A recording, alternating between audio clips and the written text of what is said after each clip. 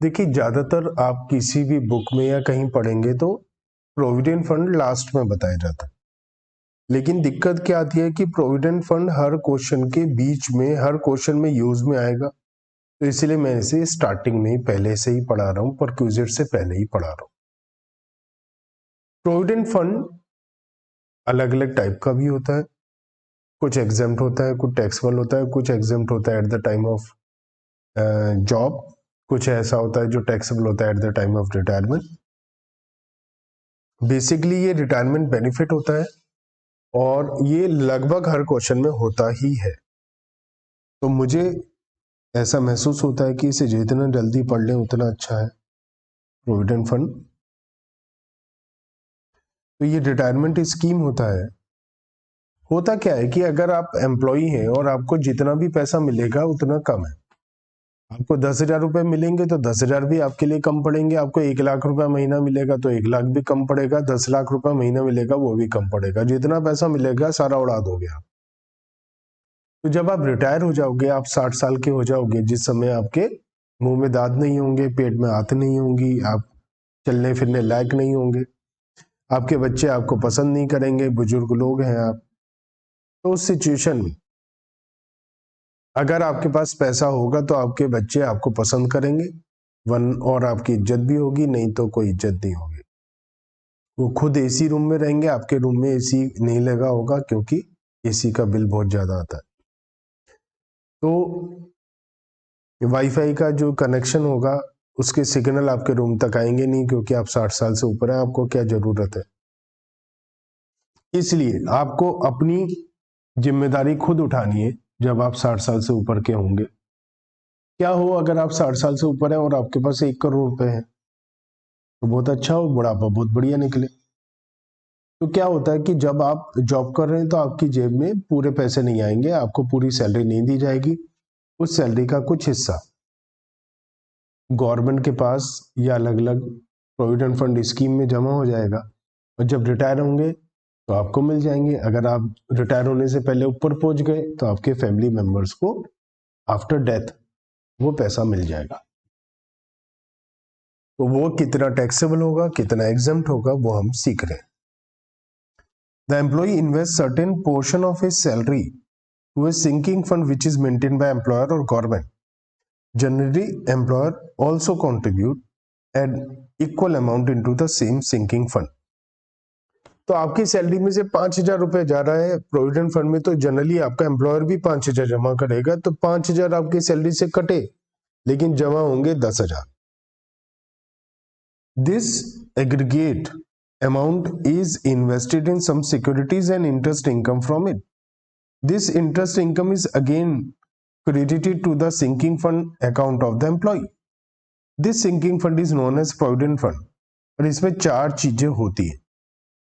Employ का contribution होता है, जो एम्प्लॉय की सैलरी का पैसा कट के गया, क्योंकि एम्प्लॉय की बेसिक सैलरी फुली टैक्सेबल होती है, तो ये टैक्सेबल अमाउंट होती है। इस पर दोबारा टैक्स लगने का कभी भी सवाल नहीं आएगा, चाहे आपको अभी पैसा मिले, चाहे आपको एंड में मिले, रिटायरमेंट पे मिले, डेथ पे, ये कभी भी टैक्सेबल नहीं होगा। क्योंकि अगर आपको सैलरी मिली, वो सैलरी फुली टैक्सेबल हो गई, उस पैसे को आपने बैंक में जमा किया, फिर उसे बाद में निकाला तो टैक्स थोड़ी ना लगेगा, वो आपकी इनकम थोड़ी ना है। तो ये हमेशा हमेशा हमेशा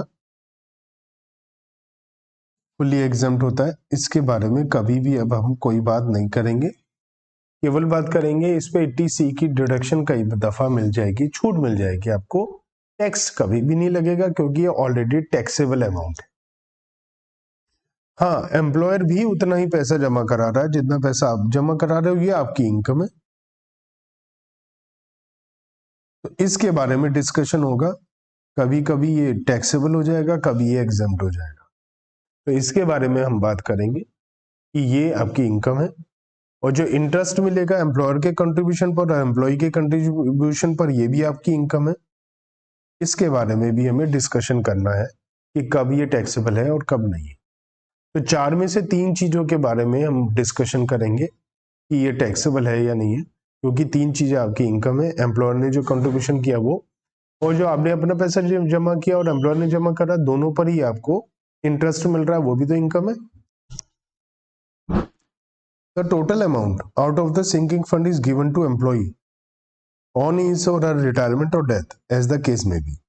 If the employer cannot deduct the amount of provident fund from the employee, but subsequently fails to deposit such an amount with government, then such sums collected from employee and not deposited will be considered as an income of employer under section 28 और under section 56। ये क्या बात बताई जा रही है? ये बात बताई जा रही है, पहले क्या होता था, आपका एम्प्लॉयर आपकी सैलरी में से आपका पीएफ का पैसा काट लिया और आपका पैसा जमा कराया नहीं गवर्नमेंट के पास, तो वो अपनी जेब में डाल लिया। तो इसमें ये लिखा है कि अगर आपका एम्प्लॉयर ऐसा करेगा तो जो पैसा आपकी सैलरी से कट गया लेकिन गवर्नमेंट के पास या पीएफ अकाउंट में जमा नहीं हुआ, वो आपके एम्प्लॉयर की इनकम मान ली जाएगी। सेक्शन 28 मतलब पीजीपीपी मतलब profit and gain from business and profession की इनकम, सेक्शन 56 मतलब अदर सोर्सेज। इन दोनों में से कोई एक इनकम आपके एम्प्लॉयर की मान ली जाएगी। प्रोविडेंट फंड ब्रॉडली हम 5 तरीके के देख पाते हैं: statutory provident fund, recognise provident fund, unrecognise provident fund, superannuation fund and public provident fund. एक एक करके देखते हैं। सबसे पहले हम स्टैट्यूटरी प्रोविडेंट फंड की बात करते हैं। देखिए, statutory provident fund government employees का होता है। अगर आप गवर्नमेंट एम्प्लॉई हैं तो जो आपका प्रोविडेंट फंड होगा वह स्टैट्यूटरी प्रोविडेंट फंड होगा। गवर्नमेंट एम्प्लॉई हैं या लोकल अथॉरिटी में, रेलवेज में है, इंस्टीट्यूशन, यूनिवर्सिटी में है, यहां पर आपका स्टैट्यूटरी प्रोविडेंट फंड होगा। जैसा कि मैंने कहा, एम्प्लॉई का कंट्रीब्यूशन तो हमेशा हमेशा हमेशा क्या होगा, एग्जेम्प्ट होगा, उसकी तो बात ही नहीं। तो एम्प्लॉई का कंट्रीब्यूशन तो एग्जेम्प्ट है ही, ये तो हमेशा एग्जेम्प्ट होगा ही, क्योंकि ये ऑलरेडी टैक्स, ये आपकी इनकम नहीं है। लेकिन इसके अलावा इस पे छूट मिलेगी। 80C, सेक्शन 80C बहुत फेमस है। ये क्या सेक्शन है? आपकी 5 हेड की इनकम होगी, add, salary, house property, business profession, capital gain, other sources. इन 5 हेड की इनकम को ऐड करा जाएगा, ग्रॉस टोटल इनकम बोलेंगे। इसमें से डिडक्शन मिलेगी under section 80C to 80U। जैसे सैलरी में आपको डिडक्शन मिली अंडर सेक्शन 16, हाउस प्रॉपर्टी में मिलेगी 24 में, ऐसे सेक्शन 30 से 37 तक पीजीबीपी में। तो अलग अलग 54 में एजम्पशन मिलेगी कैपिटल गेन के चैप्टर में, अदर सोर्सेज में 57 में मिलेगी। तो अलग अलग चैप्टर में भी डिडक्शन मिलेगी, 5 हेड की इनकम को ऐड करके भी डिडक्शन मिलेगी। तो उसमें बहुत फेमस डिडक्शन है 80C की। तो इसमें बहुत सारी चीजें हैं, 1,50,000 रुपए तक की छूट मिलती है। बहुत सारी चीजें हैं, 20-25 चीजें हैं जिस पर आपको छूट मिलती है। उसमें से एक ये है कि अगर आपका अपना पैसा जमा हुआ है स्टैट्यूटरी प्रोविडेंट फंड में, तो उसमें आपको 80C की छूट मिलेगी, सेक्शन 80C की डिडक्शन मिलेगी। अब हम बात करते हैं एम्प्लॉयर का जो कंट्रीब्यूशन है उसका क्या होगा। जो फ्री फंड में उसने पैसा जमा कराया वो तो आपकी इनकम हो गई, लेकिन वो भी फ्री फ्री फ्री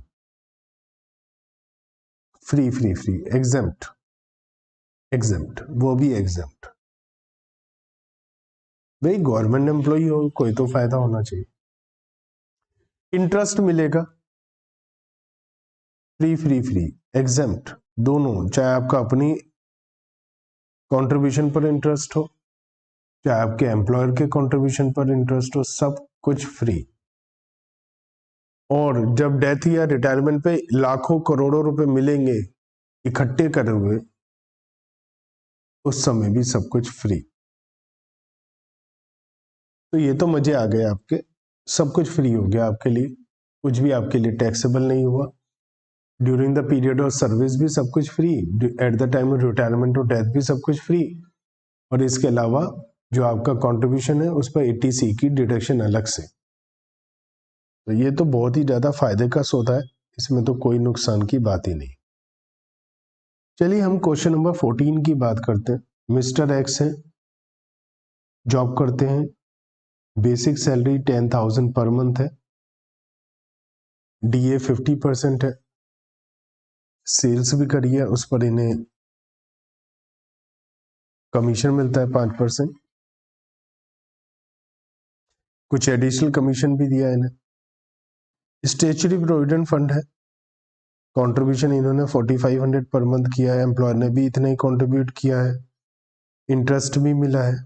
इन्होंने 31 जनवरी को, प्रीवियस ईयर में 31 जनवरी को जॉब छोड़ दी, तो 10 महीने के बाद इन्होंने जॉब छोड़ दी आफ्टर 10 मंथ्स, और इन्हें 6 लाख रुपया स्टेचुरी प्रोविडेंट फंड का मिल भी गया, और इसमें 2 लाख रुपया एम्प्लॉय का है, 2 लाख रुपया एम्प्लॉयर का है, बाकी ब्याज है। इन्हें हाउस प्रॉपर्टी की इनकम भी हुई है, बिजनेस की इनकम भी हुई है। इन्होंने पब्लिक प्रोविडेंट फंड में पैसा भी जमा किया है। तो ये सब कुछ करने के बाद में इनको टोटल अमाउंट ये सब मिला है। हमें बोलना है टैक्सेबल इनकम कितना है, तो हमें पांचों हेड की इनकम को कंप्यूट करना है और इनकम निकालनी है।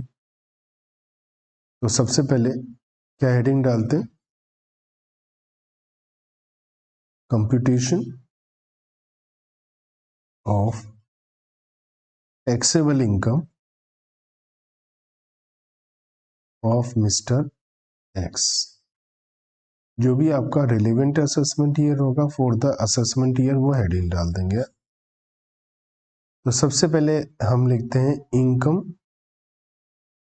From salary. सबसे पहले सैलरी इनकम की बात करते हैं। इन्होंने 10 महीने तक काम किया, तो 10 महीने में इन्हें 10,000 रुपए के हिसाब से बेसिक सैलरी जो मिली वो फुली टैक्सेबल हो जाती है। 10,000 इंटू 10 मंथ्स, 1 लाख रुपीज इनकी बेसिक सैलरी है, जो इनके लिए फुली टैक्सेबल हो जाएगी। डीए 50% है, ये भी फुली टैक्सेबल हो जाएगा। 1 लाख का 50%, 50,000। कमीशन भी फुली टैक्सेबल हो जाएगा। कमीशन 2 लाख की सैलरी का 5% इन्हें कमीशन मिला है। 20 लाख की सैलरी का सेल्स का 5% इन्हें कमीशन मिला है। तो कितना हो गया कमीशन, 2 लाख का 20 लाख का 5%, 1 लाख। एडिशनल कमीशन भी मिला है इन्हें,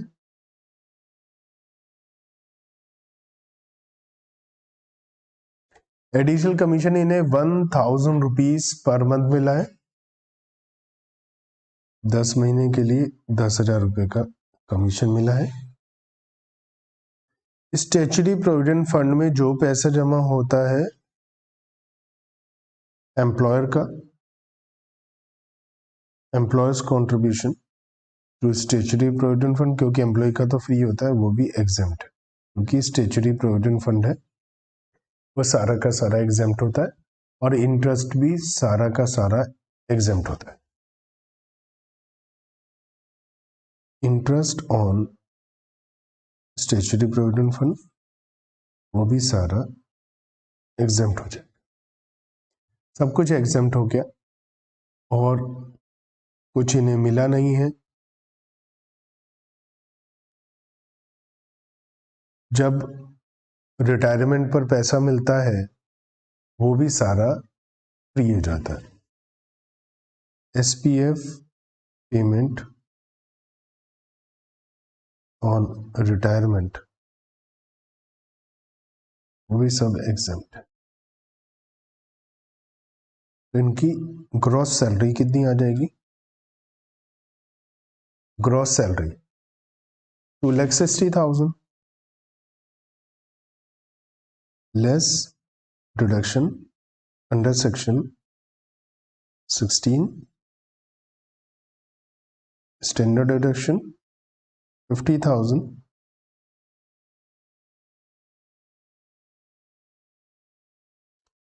तो इनकम फ्रॉम सैलरी 2,10,000। तो सैलरी की इनकम 2,10,000 हो गई। हाउस प्रॉपर्टी की इनकम 2 लाख है,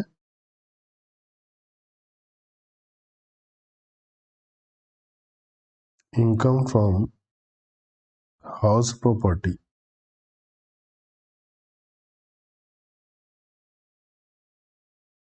2 लाख, बिजनेस इनकम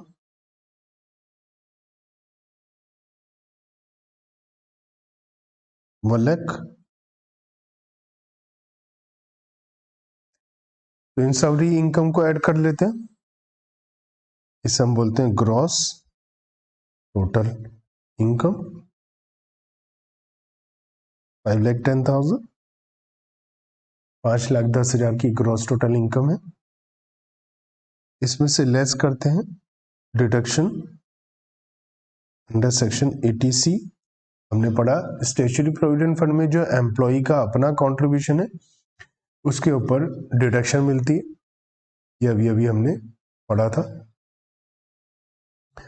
तो स्टैट्यूटरी प्रोविडेंट फंड में इन्होंने पैसा जमा किया 4,500 रुपीज, 4,500 रुपीज इन्होंने जो डिपॉजिट किया था मिस्टर एक्स का कंट्रीब्यूशन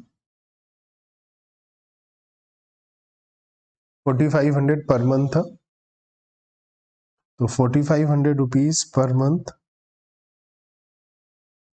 45,000। और जो पीपीएफ में पैसा जमा कराया जाता है पब्लिक प्रोविडेंट फंड में, अभी वो भी हम पढ़ने वाले हैं, उसका भी 80C का डिडक्शन मिलता है, वो भी हम आगे पढ़ लेंगे। तो इन्होंने पीपीएफ में 25,000 रुपए जमा कराए हैं, तो उस 25,000 की छूट भी मिलेगी, तो टोटल मिलाकर 70,000 रुपीज इनके 80C में डिडक्शन मिल जाएगी इन्हें। तो हमसे पूछा है कि आप कैलकुलेट करिए टैक्सेबल इनकम, तो इनकी टैक्सेबल इनकम हो जाएगी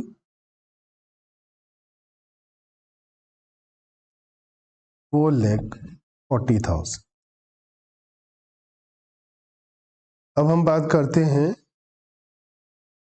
रिकॉग्नाइज प्रोविडेंट फंड की, ये सबसे ज्यादा यूज में आएगा, क्वेश्चंस में सबसे ज्यादा रिकॉग्नाइज प्रोविडेंट फंड आएगा, इस बात का ध्यान रखना। तो रिकॉग्नाइज प्रोविडेंट फंड क्या होता है?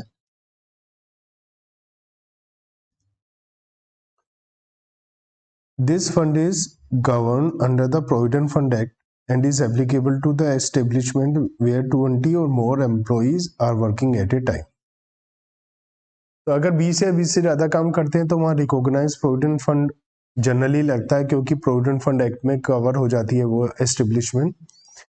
जहां पर 20 से कम एम्प्लॉय हैं, वो चाहे तो मर्जी है उसकी, वो चाहे तो कर सकता है रिकॉग्नाइज प्रोविडेंट फंड स्टार्ट, लेकिन लीगल कंपल्शन उसके ऊपर नहीं है, as per legal provident fund act के हिसाब से अप्लाई नहीं होता है। लेकिन अगर किसी की इच्छा कर रही है, वो कह रहा है जी मुझे तो प्रोविडेंट फंड रिकॉग्नाइज मेंटेन करना है, तो कर लीजिए। ये प्रोविडेंट फंड मेंटेन होता है सेंट्रल गवर्नमेंट से, सारा पैसा एम्प्लॉयर सेंट्रल गवर्नमेंट के पास में जमा करा देता है। हाँ, अगर एम्प्लॉय के पास 100 या उससे ज्यादा एम्प्लॉय हैं, एम्प्लॉयर के पास 100 या 100 से ज्यादा एम्प्लॉय हैं, तो एम्प्लॉयर कह सकता है गवर्नमेंट से, अगर उसके एम्प्लॉय भी मान जाते हैं तो एम्प्लॉयर कह सकता है गवर्नमेंट से कि भैया हम आपको पैसा नहीं देंगे, इस पैसे का इस्तेमाल डिपॉजिट इन्वेस्टमेंट ही होगी, इस पैसे का investment as per your government guidelines हम खुद पैसा जमा कराएंगे। तो पैसा तो गवर्नमेंट गाइडलाइन के हिसाब से ही जमा होगा, लेकिन एम्प्लॉयर खुद गवर्नमेंट को पैसा नहीं देगा, खुद जमा कराएगा। Further, this fund should be approved by the Commissioner of Provident Fund as well as the Commissioner of Income Tax. तो इनकम टैक्स का कमिश्नर, प्रोविडेंट फंड का कमिश्नर इसे अप्रूव करेगा, जो फंड हम बनाएंगे एम्प्लॉयर बनाएगा और इस सारे एम्प्लॉय का पैसा वहां जमा कराए। तो ये क्या होता है? Recognise provident fund. और अगर ये फंड रिकॉग्नाइज नहीं होगा इनकम टैक्स के कमिश्नर से या प्रोविडेंट फंड के कमिश्नर से, तो उसे अनरिकॉग्नाइज प्रोविडेंट फंड बोल दिया जाएगा। अब टैक्स ट्रीटमेंट क्या होगा? तो सबसे पहले आरपीएफ मतलब रिकॉग्नाइज प्रोविडेंट फंड की बात करते हैं। देखिए, आप है ना मोटे तौर पर दो पार्ट में डिवाइड कर सकते हो।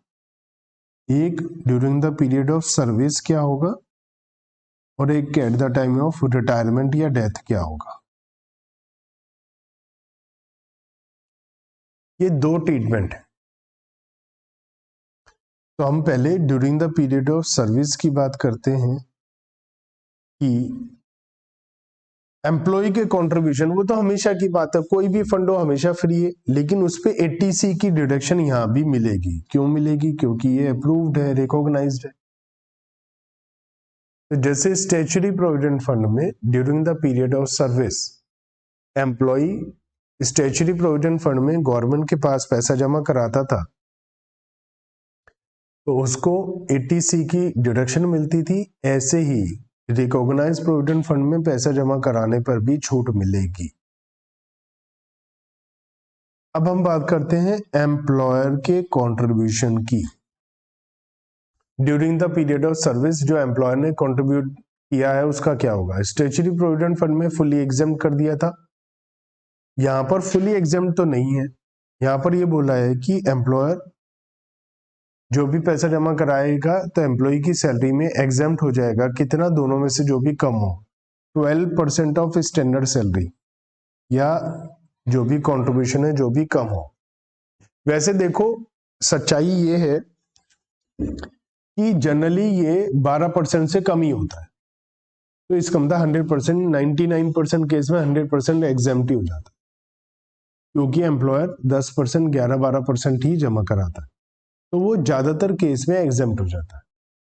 लेकिन हमें याद रखना 12% से ऊपर वाला टैक्सेबल हो जाएगा। इसका मतलब अगर सपोज बोला 13,000 रुपए जमा किया है, विच इज 13%, क्योंकि 1 लाख की सैलरी है, तो 13,000 जमा किया तो 12,000 तो एग्जेम्प्ट हो जाएगा, 1,000 रुपए टैक्सेबल हो जाएंगे ऐसी सिचुएशन। लेकिन ये कम देखने को मिलेगा, क्योंकि ज्यादातर केस में 12% से कम ही पैसा डिपॉजिट होगा। और यहाँ पर भी स्टैंडर्ड सैलरी है। स्टैंडर्ड सैलरी वही जो हमने कहा हर जगह होती है, basic salary, DA as per the terms of employment, और fix percentage commission on sales. तो ये भी एम्प्लॉयर का कंट्रीब्यूशन है, 12% तक फ्री है, उसके ऊपर टैक्सेबल है। तो इसे आप ऐसा भी लिख सकते हैं, टैक्सेबल हो जाएगा contribution by employer minus 12% of standard salary. 12% से ऊपर वाला टैक्सेबल हो जाए। आगे बढ़ते हैं।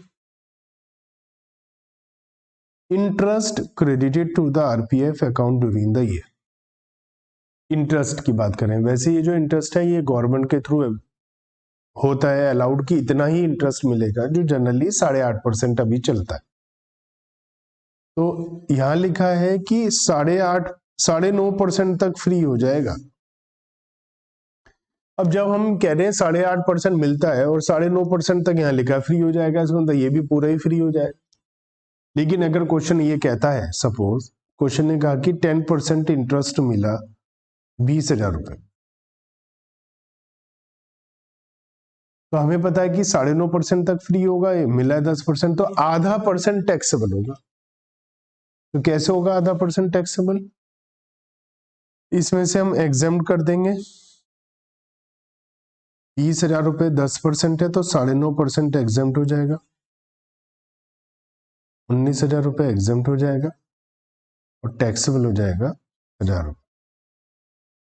इसे ऐसा भी कर सकते हैं, हम सीधा सीधा टैक्सेबल कर सकते हैं कि 20,000 रुपए मिला है, 10%, आधा % टैक्सेबल है, इसका मतलब 1,000 रुपए टैक्सेबल है।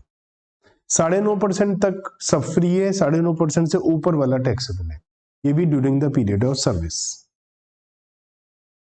सबसे ज्यादा यही यूज में आने वाला है, आरपीएफ, रिकॉग्नाइज प्रोविडेंट फंड ही सबसे ज्यादा यूज में आने वाला है आपके।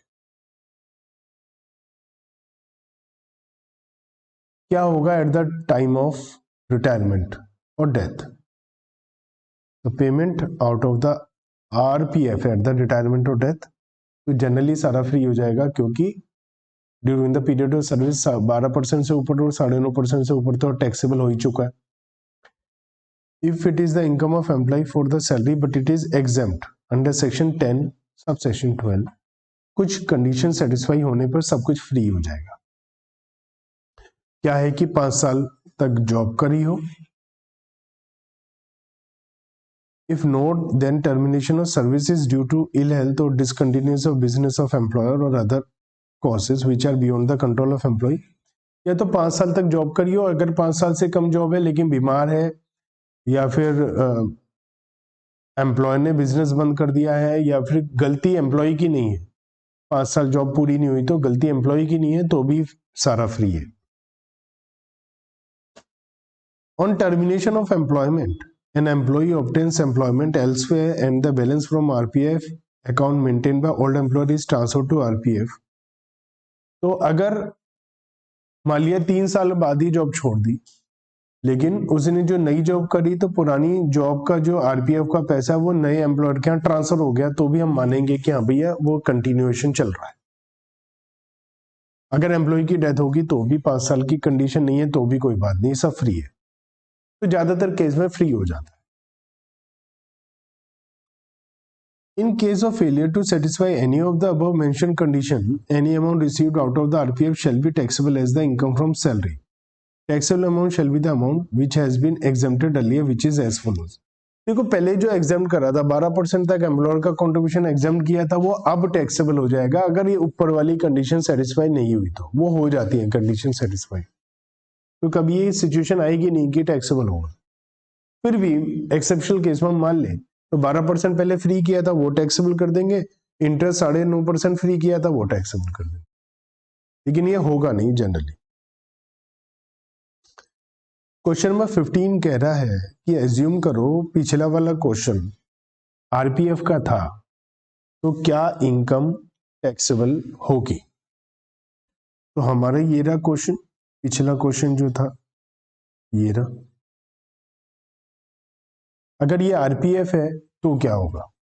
देखो आरपीएफ है तो यहां तो कोई फर्क नहीं. मान लिया मैं क्वेश्चन नंबर 15 कर रहा हूं, बेसिक सैलरी तो फुल्ली टैक्सेबल होगी, डीए तो फुल्ली टैक्सेबल होगा, कमीशन तो फुल्ली टैक्सेबल होगा, एडिशनल कमीशन तो फुल्ली टैक्सेबल होगा.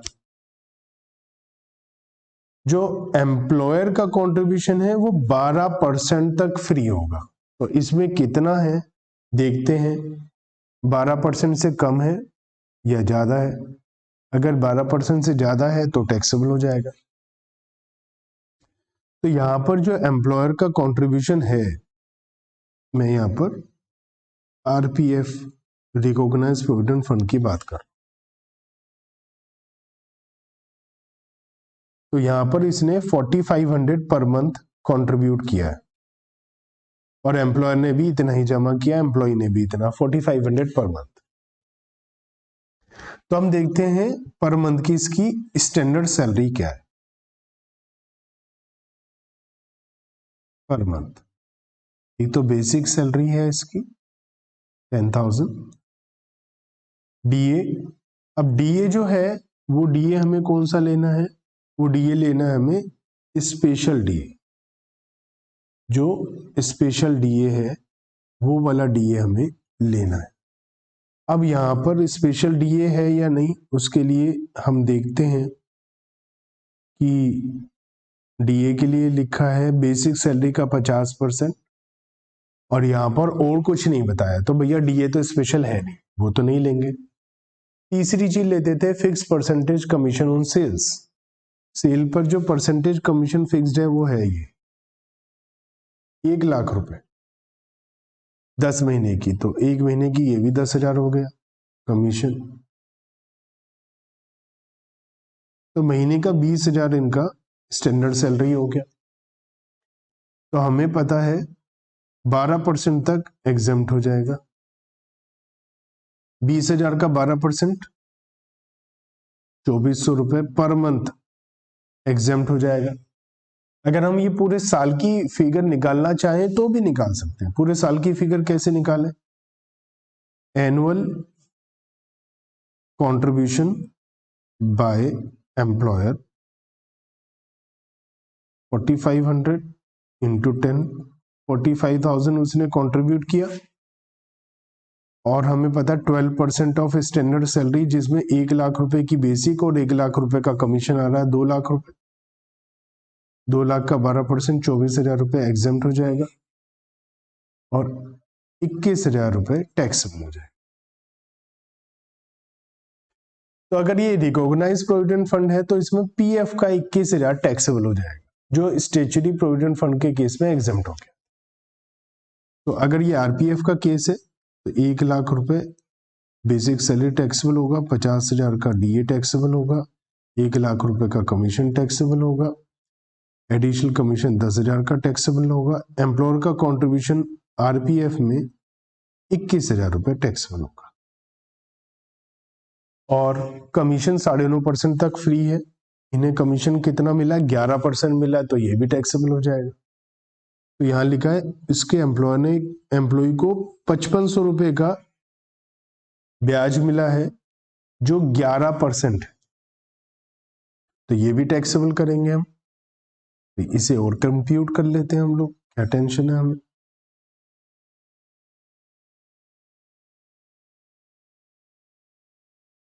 आरपीएफ हो गया, कंट्रीब्यूशन टू आरपीएफ, इंटरेस्ट 5500 रुपए का इंटरेस्ट मिला 11%, 9.5% तक फ्री होता है।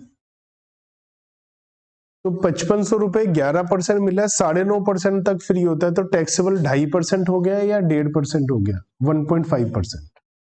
11 माइनस 9.5, 1.5% टैक्सेबल हो गया। 5500 रुपीज 11% है, डिवाइड बाय 11 टैक्सेबल है 1.5, उससे मल्टीप्लाई किया कितना? 750, तो 750 ये टैक्सेबल हो गया। रिटायरमेंट पे जो पैसा मिलता है वो तो एग्जेम्प्ट होता ही है, पीएफ में भी, रिकॉग्नाइज प्रोविडेंट फंड में भी। तो टोटल मिलाकर इनकी इनकम 21,750 रुपए बढ़ जाएगी। इनकी इनकम पहले थी 2,60,000, 21,750 बढ़ जाएगी, तो इनकी इनकम हो जाएगी 2,81,750। 50,000 रुपए की इन्हें स्टैंडर्ड डिडक्शन मिल जाएगी, तो 2,31,750। हाउस प्रॉपर्टी की इनकम 2 लाख और business income 1 lakh, total income 5,31,750। और इनको भी छूट मिलती है, इसमें इन्हें भी छूट मिलती है आरपीएफ की वजह से। एम्प्लॉय के कंट्रीब्यूशन को जो पैसा जमा कराते हैं उस पर 80C की डिडक्शन इन्हें भी मिलती है, तो 70,000 की डिडक्शन इन्हें भी मिलेगी, तो इनके लिए इनकम टैक्सेबल हो जाएगी 4,61,750। तो ये हमारा रिकॉग्नाइज प्रोविडेंट फंड था, जो मैंने आपको समझाया अच्छे से कि during the period of service क्या होता है, रिटायरमेंट में क्या होता है।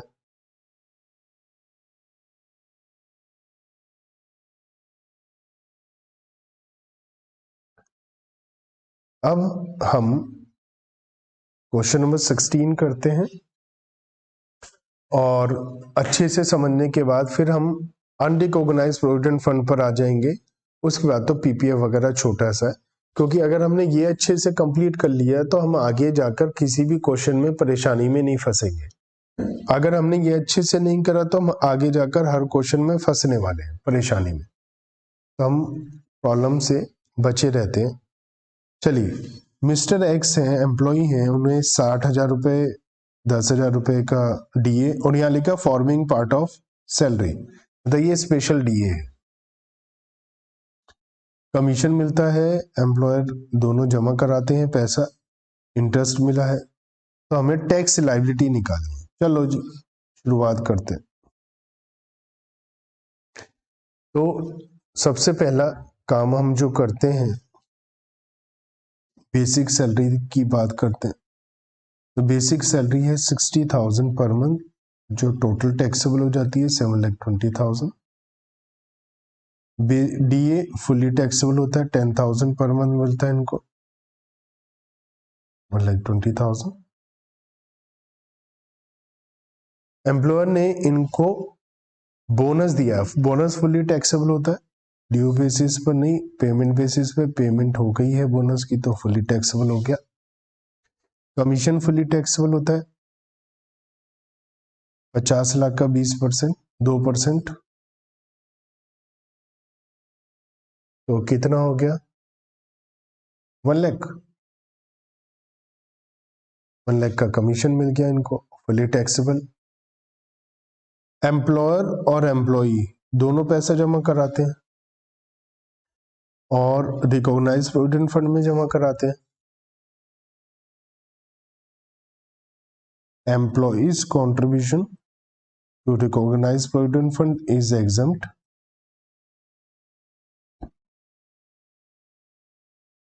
Employers contribution to recognise provident fund, तो एक्चुअल कॉन्ट्रीब्यूशन 11,000 पर मंथ, तो ये अमाउंट कितना हो गया जो कंट्रीब्यूट किया इन्होंने, 1,32,000 माइनस है exempt up to 12% of standard salary.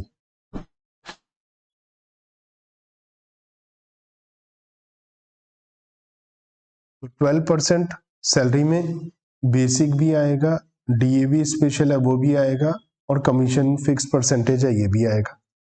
तो 7, 8, 9,40,000 रुपीज हमारा आ गया सैलरी, इसका 12%, तो 9,40,000 का 12%, 1,12,800, तो हमारा 19,200 रुपीज टैक्सेबल हो गया, जो एम्प्लॉयर का कंट्रीब्यूशन है। एम्प्लॉयर ने टोटल कंट्रीब्यूशन किया 1,32,000, जिसमें से 1,12,800 एग्जम्प्ट हो गया क्योंकि 12% सैलरी का एग्जम्प्ट हो जाता है, बाकी 19,200 टैक्सेबल हो गया। जो इंटरेस्ट मिला है 50,000 रुपीज का इंटरेस्ट, 50,000 रुपीज का मिला है, 10% है, हमें पता है 9.5% तक फ्री होता है, तो 9.5% तक फ्री होता है तो आधा % टैक्सेबल हो जाएगा। तो कितना आएगा आधा %,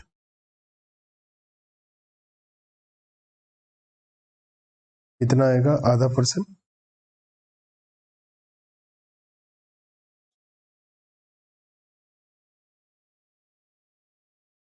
2,500 रुपए,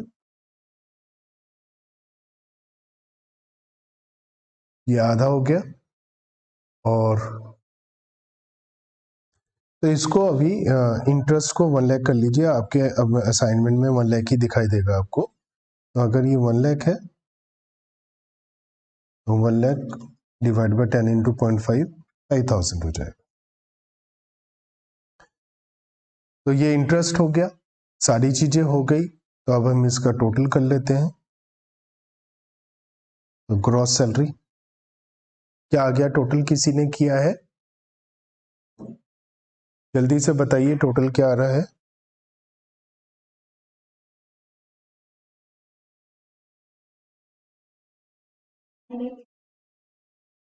9,84,200, तो ये हमारा ग्रॉस सैलरी हो गया। इसमें से हम लेस करेंगे स्टैंडर्ड डिडक्शन। सेक्शन का नाम आपको हमेशा लिखना पड़ेगा, नंबर लिखना पड़ेगा, अदरवाइज आपको कभी भी मार्क्स नहीं मिलेंगे। यह है इनकम फ्रॉम सैलरी, ठीक है। और हमसे पूछा कंप्यूट टैक्स लायबिलिटी, इसमें से माइनस कर देंगे डिडक्शन अंडर सेक्शन 80C जो इन्होंने आरपीएफ में पैसा डिपॉजिट किया है उस पर इन्हें डिडक्शन मिलेगी। तो इन्होंने कितना पैसा डिपॉजिट किया था, 1,32,000 रुपीज डिपॉजिट किया था ना इन्होंने भी, तो 1,32,000 रुपीज की इन्हें डिडक्शन मिल जाएगी जो इन्होंने अपना पैसा जमा किया आरपीएफ में। तो कितना अमाउंट आ गया,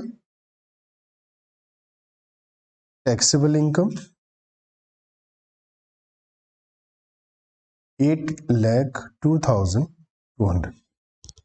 ठीक है, अब मैं इस पर जो टैक्स निकाल रहा हूं, अब वो टैक्स आपका अगर मान लिया आप बाद में देख रहे हैं एक आध साल बाद, और इसका टैक्स रेट आप अपने हिसाब से लगा देंगे क्योंकि टैक्स रेट हर साल चेंज हो जाता है। फिलहाल ये टोटल इनकम है और हमें पता है कि फर्स्ट 2,50,000 पर नील है, ठीक है।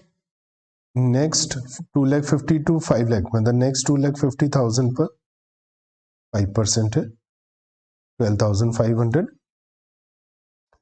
और उसके बाद हमारी जो बची इनकम 5 लाख हो गई, तो बैलेंस नेक्स्ट 3,02,200 पर 20% है, तो 20% के हिसाब से लगाइए कितना आ गया, 3,02,200 पर 20% कितना आया, 60,440 टोटल 72,940। 87 ए की रिबेट मिलती है, अगर 5 लाख तक की इनकम होती तो वो रिबेट नहीं मिलेगी। इस पर अब 4% ऐड हो जाएगा हेल्थ एंड एजुकेशन सेस, करिए 4%, 72,940 का 4%,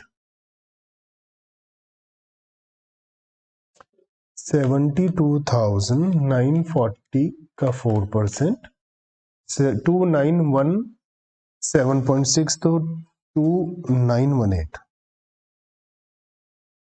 प्लस हो जाएगा, तो ये आ जाएगा 75,858, और हम जो टैक्स है वो राउंड ऑफ करते हैं नियरेस्ट 10 रुपीज में एज पर सेक्शन 288B। तो 288B के हिसाब से सेक्शन नियरेस्ट 10 रुपीज में राउंड ऑफ हो जाएगा, तो ये हो जाएगा 75,860। ये हमें इस क्वेश्चन में टैक्स निकालना था। चलिए बात करते हैं बच्चों अनरिकॉग्नाइज्ड प्रोविडेंट फंड की। देखिए रिकॉग्नाइज नहीं है तो फायदे कम होंगे, टैक्स ज्यादा देना पड़ेगा, बल्कि बहुत ज्यादा देना पड़ेगा।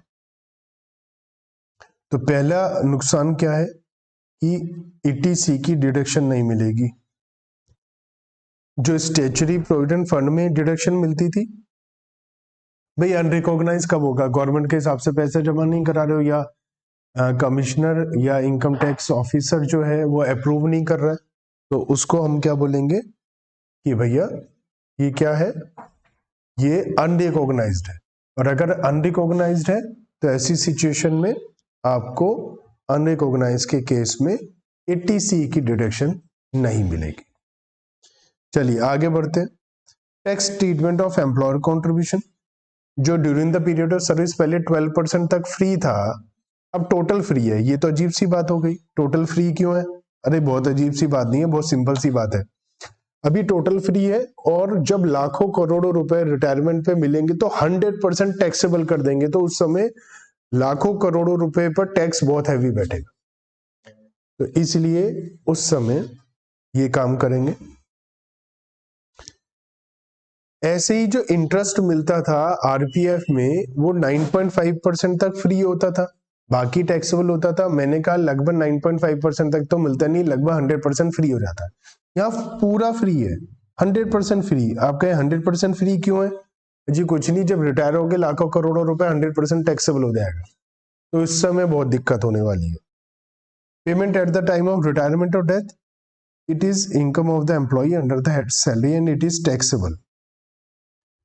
एम्प्लॉयर का contribution fully taxable, interest fully taxable, employer के कंट्रीब्यूशन पर, एम्प्लॉय का कंट्रीब्यूशन तो कभी भी टैक्सेबल होता ही नहीं, और जो इंटरेस्ट होगा एम्प्लॉय के कंट्रीब्यूशन पर, तो वो अपनी ही इनकम पे जो इंटरेस्ट है वो अदर सोर्सेज में टैक्सेबल होता है। इसमें कोई अपनी वो वाली बात नहीं है कि कोई हमने एम्प्लॉयर की तरफ से फायदा मिल रहा है, हमने अपना ही पैसा जमा किया, उस पर इंटरेस्ट है, तो ये टोटल अमाउंट अदर सोर्सेज में टैक्सेबल होगा। चार चीजें मिलेंगी एम्प्लॉय का। देखो ये सबसे आसान है क्या, URPF unrecognised provident fund during the period of service सब कुछ free 100% exam, eight the time of retirement सब कुछ टैक्सेबल है। एम्प्लॉय का कंट्रीब्यूशन तो कभी टैक्सेबल होता नहीं, एम्प्लॉय के कंट्रीब्यूशन पे जो इंटरेस्ट मिलेगा अदर सोर्सेज में टैक्सेबल होगा। एम्प्लॉयर का कंट्रीब्यूशन 100% टैक्सेबल सैलरी में, एम्प्लॉयर के कंट्रीब्यूशन पे इंटरेस्ट 100% टैक्सेबल कहां पर, सैलरी में। तो क्वेश्चन नंबर 14 को अभी हम करते हैं यूआरपीएफ के हिसाब से, आपको सारी बातें क्लियर हो जाएंगी।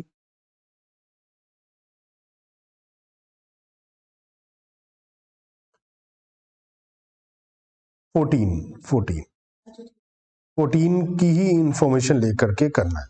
यही क्वेश्चन हमने स्टैट्यूटरी प्रोविडेंट फंड के हिसाब से करा था, यही क्वेश्चन हमने आरपीएफ के हिसाब से भी करा था, यही क्वेश्चन अब हम अनरिकॉग्नाइज्ड प्रोविडेंट फंड के हिसाब से कर रहे हैं।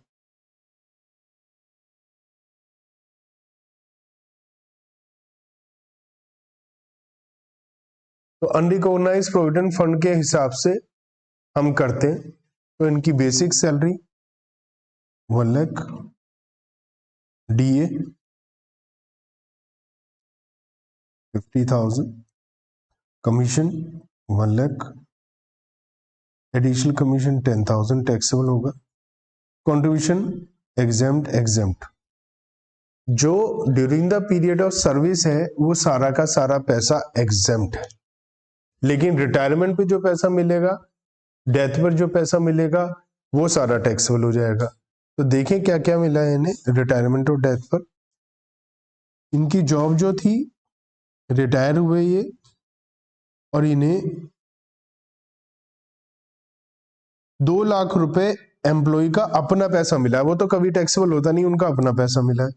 2 लाख रुपए एम्प्लॉयर का पैसा मिला है, तो वो तो टैक्सेबल हो जाएगा।